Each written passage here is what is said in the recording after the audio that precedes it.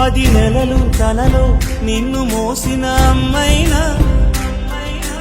అప్పుడో ఇప్పుడో కననే కనను అంటుందా ప్రతి కుసుమం తనదే అనదే విరిసే కొమ్మైనా